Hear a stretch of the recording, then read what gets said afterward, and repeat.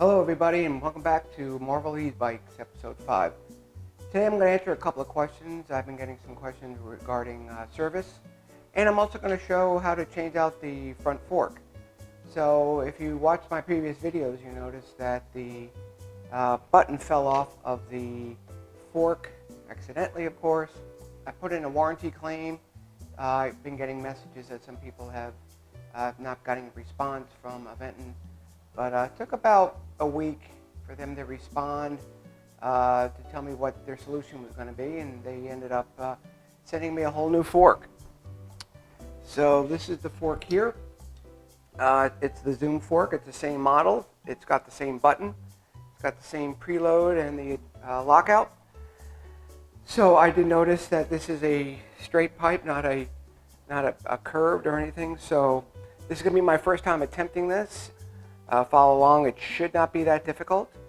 I'll try to speed up in the places that are not needed, but don't have all the proper tools for it. However, I will be taking the tire off. I will be taking the brakes off of the bottom of the fork here and just running the wiring up and reinstalling this exactly the same way that I took it off. So hopefully this is helpful. And by the way, it took about a month to get this.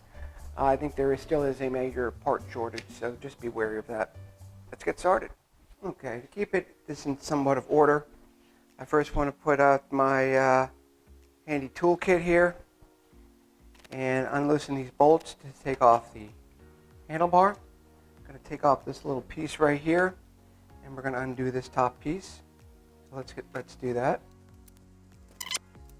And it's a good idea to check these every so often because they do come loose.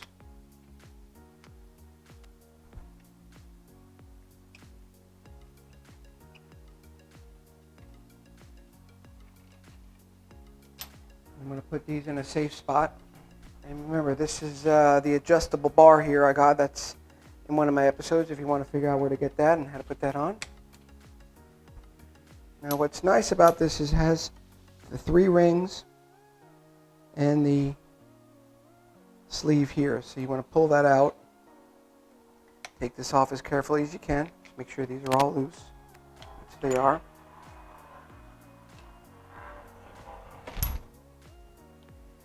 And you're just going to lay that down. And again, make sure that you know that you have 3. And the good thing about this is it's actually the same size. So you don't have to do any cutting up here, which is nice. I'm going to put these aside. If you notice there's a little ring around here, that'll eventually have to come out. So we just want to make sure that we don't put them in any wrong order when we're reassembling. So next we're going to loosen and take the wheel off. Okay, I went ahead and took off the Rock Pros box storage unit here just to make sure I have enough room. Now you got your 15mm wrench, and you're going to go ahead and just loosen this up.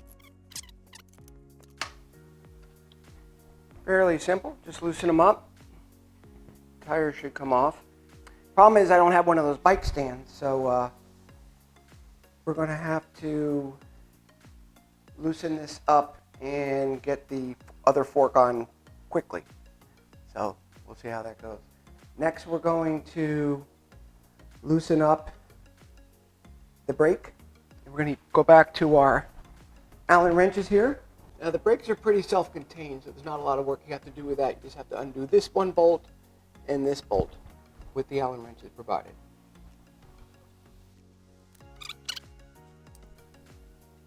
Okay, when you're going through, there's a big long bolt there, so make sure it just connects from the fork down here and down here, and keep that all intact if you can. And you can see this just sort of pops out, so you don't even have to loosen up that screw. So now your brakes are loose, okay? There you go. And you want to pull the tire off.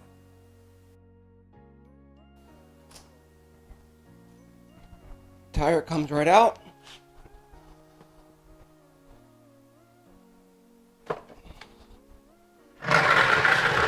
Brake pad there.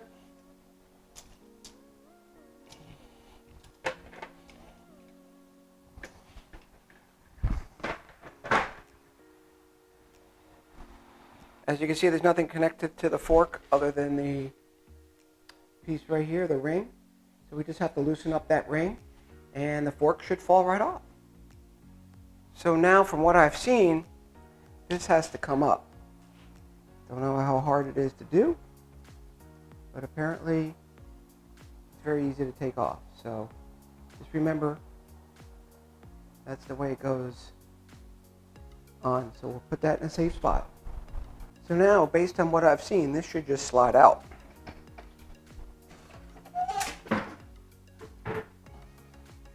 Which it does. That's good.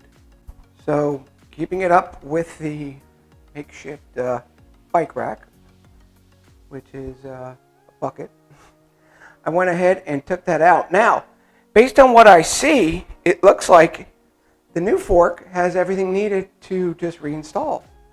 So let's take a look at that. So doing a comparison, it looks like all the tools are already here. You could put some grease on here. I'm going to put a little on just to make sure it stays smooth. But just make sure the preload is on your left side when you're riding on the bike, and the zoom is facing forward, and these are in the back, and that your brake line holder is on your left. So let's reinstall.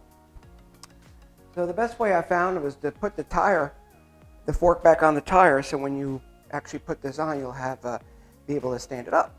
And if you notice, it's slipped right on like a glove. Everything intact. So now it's just a matter of reassembling.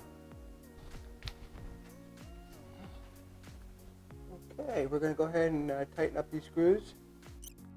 And then we'll go ahead and center the brake pads. Make sure there's no rubbing.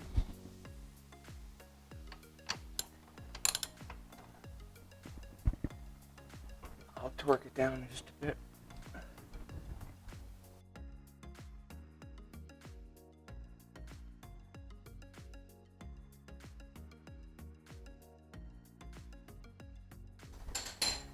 And we'll give the wheel a spin.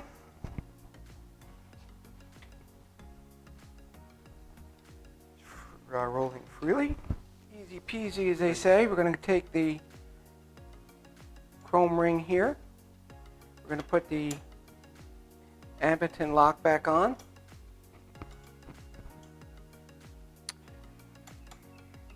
I believe this goes down into there, so let's make sure that that's secure in there.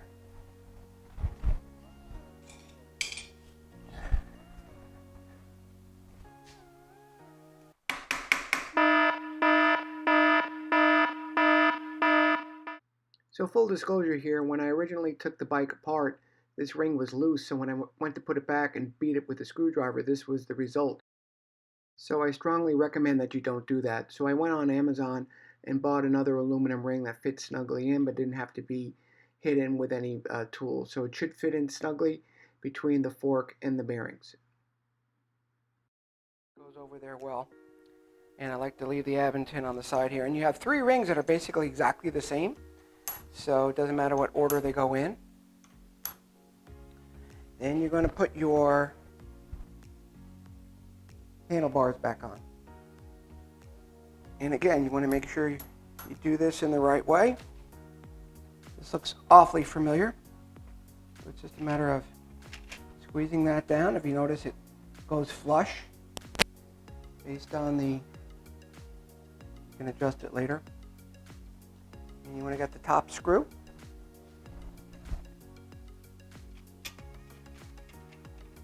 Now, if you ever decide to upgrade these springs, or to maybe 100mm, or maybe to get air suspension with more adjustments, I really hope it's as easy as this, because this is not that difficult at all. And I'm actually in the garage today, so the weather actually is cooperating. So again, just tighten that up. We'll come back and tighten that later and put the little rubber piece on.